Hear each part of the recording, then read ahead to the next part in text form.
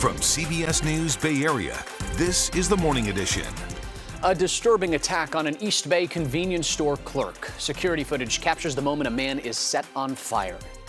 It's terrible, I'm still in a trauma right now. The body of the late Senator Dianne Feinstein arrives in San Francisco as the debate over her replacement heats up. The tough decision Governor Newsom is facing.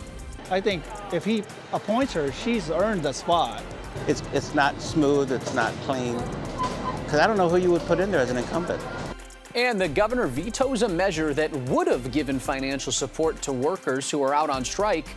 Why Newsom says the state cannot afford it. Good morning and thanks for starting your day with us. Today is Sunday, October 1st. I'm Max Darrow. An El Sobrante convenience store clerk is in the hospital recovering from horrible wounds after an attack where someone set him on fire. We want to warn you, the surveillance video you're about to see may be disturbing.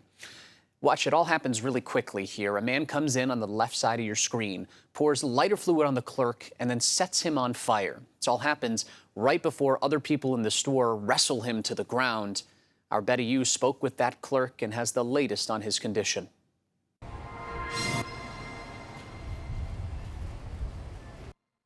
Surveillance video captured the moment a man the store clerk said shoplifted 3 times that day, poured lighter fluid on him, and set him on fire. The attack left Suraj with 2nd and 3rd degree burns on his face, neck, chest, and shoulder. He's been hospitalized since last Friday. It's terrible, I'm still in a trauma right now. The pain is like 7, 8, out of 10. And when we clean the wound, it's like it's over 10. Suraj, who declined to share his last name, said he's worked as a clerk at Appian Food and Liquor in El Sobrante for about 5 years. On this day, he said his coworker alerted him to the repeat shoplifter who stole lighter fluid each time. Suraj tried to stop him while his coworker grabbed a bat. He just, splashed those lighter fluid on my face. And I was so scared at that moment, and I don't know what to do, and just come to stop him, and I don't remember. He just lit the fire on me, The Contra Costa County Sheriff's Office said deputies arrested the suspect, 38-year-old Kendall Burton, a homeless person in El Sobrante. He's facing charges including assault with a deadly weapon, battery, arson, and robbery. He's being held without bail. I would like to say, nobody has to go through this kind of situation. The small stores should have more a security or something like that. Suraj said he needs several surgeries and faces a long road to recovery. His family started an online fundraiser to help with medical bills. And how is your family holding up, seeing you like this? Yeah, they all the time they cry, when they come here. Store employees say the suspect came into the store a few times that day and stole lighter fluid each time. Okay, we start out with a few clouds this morning, maybe a little bit of marine layer even up in some of the North Bay valleys, but watch how fast that all goes away. Today is nothing but sunshine. We are not looking at another chance for rain like we had on Saturday. That system is leaving. In fact, coming up in the complete forecast, I'll show you how that one is out of here and what's coming next. But for Sunday, this is going to be the nicer day of the weekend, easily, with much more sunshine and temperatures that are only slightly warmer than what you just had on Saturday. So we're going to be near 80 in Concord today, 76 San Jose. Redwood City goes to 74. It'll be 77 in Santa Rosa. Those numbers are about to go a lot higher in this 7-day. I'll see you with that in the complete forecast in just a bit. The late Senator Dianne Feinstein's body arrived at SFO last night on a flight from Washington, D.C. The influential U.S. Senator and former San Francisco mayor died on Thursday night at 90 years old. Feinstein represented California and Washington for more than 30 years. It's now up to Governor Newsom to name an interim replacement. But Newsom is already taking criticism for 2 conflicting statements about his pending decision. And as John Ramos explains, this whole process has major political implications. If there's one thing that energizes Washington politics, it's a political vacuum. And the passing of Senator Dianne Feinstein is putting Governor Newsom in a difficult spot. When Kamala Harris became vice president, Governor Newsom gave her Senate seat to Alex Padilla, but he promised that any subsequent appointment would be for a black woman. Now, supporters of Senate candidate Representative Barbara Lee say it's time to honor that promise.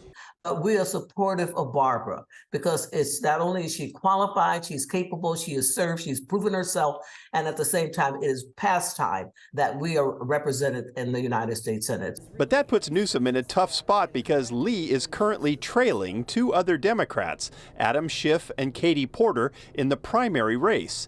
So he sparked outrage among Lee supporters with comments on Meet the Press that indicated he would not appoint someone who is already running. It's my job, it's my responsibility. If we have to do it, we'll do it. You're going to abide by your pledge? Yeah, interim appointment. I don't want to get involved in the primary. So no, you would not appoint anybody that is filed for this race? It would be completely unfair to the Democrats that have worked their tail off. That primary is just a matter of months away. I don't want to tip the balance of that.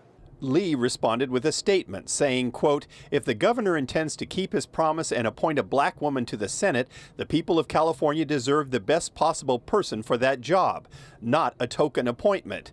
Black women deserve more than a participation trophy. We need a seat at the table," end quote.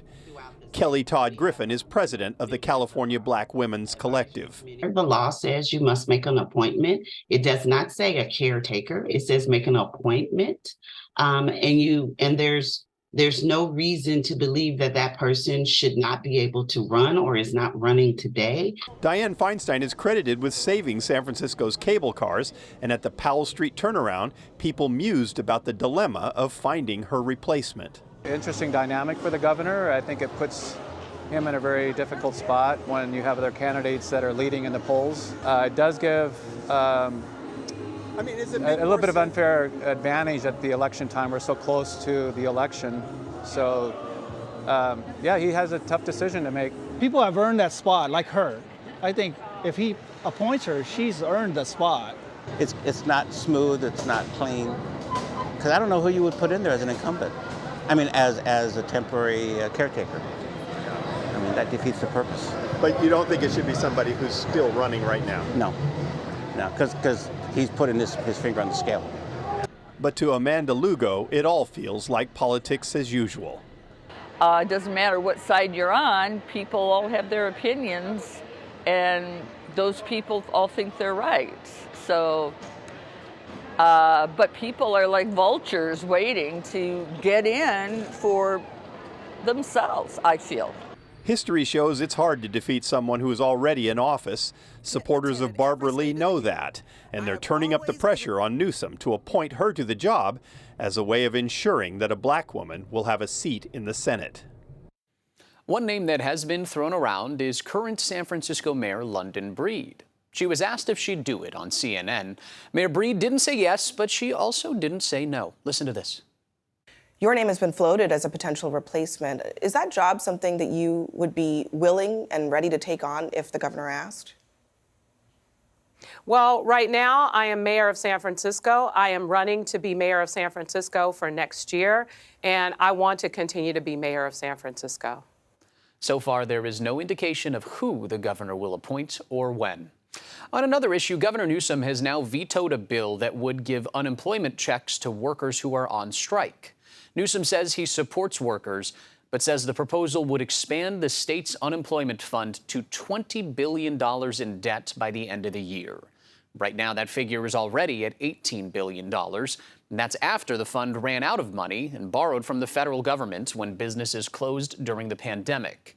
The bill would have enabled workers on strike for at least 2 weeks to receive as much as $450 per week. More than 75,000 unionized health workers from Kaiser Permanente could walk off the job this week. Their contract expired late last night. If a strike happens, it would be the largest healthcare strike in U.S. history. It would affect Kaiser Permanente facilities across 5 states, including California. The workers, including nurses and EMTs, are trying to negotiate new contracts with Kaiser. If a deal is not reached, the bargaining phase would continue, but a strike could begin as soon as this Wednesday. Unionized staff are asking for increased pay, better job protections, and solutions for labor shortages. In a statement, Kaiser said progress has been made in the negotiations and urged workers to reject calls for a strike. It says in part, while a strike threat is disappointing, it does not necessarily mean a strike will happen. We take any threat to disrupt care for our members seriously and have plans in place to ensure we can continue to provide high-quality care should a strike actually occur. On to Oakland now, where 2 more restaurants have closed their doors for good. The reason, owners say, the ongoing crime there is killing their business. After 38 years in business, Le Cheval closed on Saturday. Galetto Brazilian Steakhouse also closed up shop. Both of these restaurants are located on the same block of Clay Street, 3 doors apart from one another in downtown Oakland. Dozens of loyal customers waited yesterday in front of Le Cheval for one final meal there. The owner blames what he described as out-of-control car burglaries and violent crime for scaring many longtime customers away. And he's not alone. The owner of Galetto says he's lost workers due to crime. Right over there, he got robbed at 3 pistols in his head. He came back crying. He said, Eli, I can't take it, and quit. It's tough. It's tough after 38 years. I have to stop it now. The owner of Le Cheval hopes to find a new location for his restaurant outside of Oakland, however. As for Galetto Brazilian Steakhouse, they do have another location already in place in Arizona.